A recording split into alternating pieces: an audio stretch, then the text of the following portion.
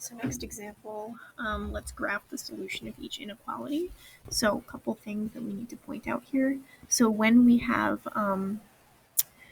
less than or equal to, so less than or greater than, that's going to be an open circle. You'll see what I mean by that in a second.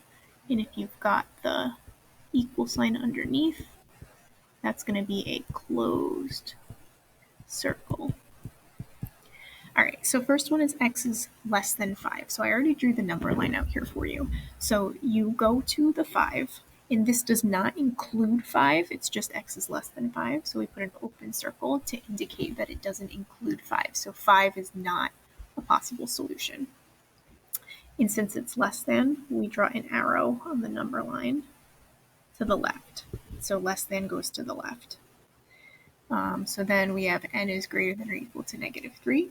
So since it's including -3, so it could be equal to -3, we do a closed circle like that.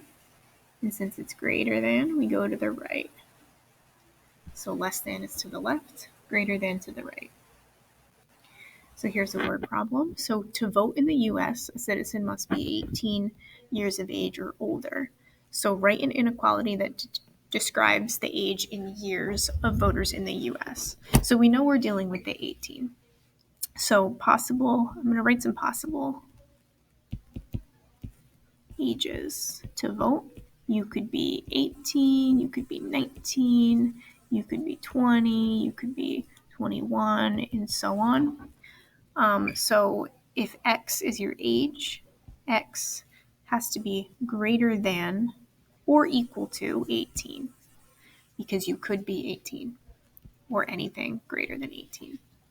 So now let's graph this solution. So it's including 18 because it's greater than or equal to. So we put a closed circle here, and then we go to the right for greater than. So now we're just going to do it the other way around. So we have the graphs, and we're going to state the inequality. So for this one, let's use x for our variable. It's going to the right, so that's greater than. And it's an open circle, so it's not equal to. So it's x is greater than -4. For the second one, let's use x again. It's going to the left, so it's less than, and it's a closed circle, so it's also equal to 12. And that is pretty much it for the examples on graphing inequalities on a number line.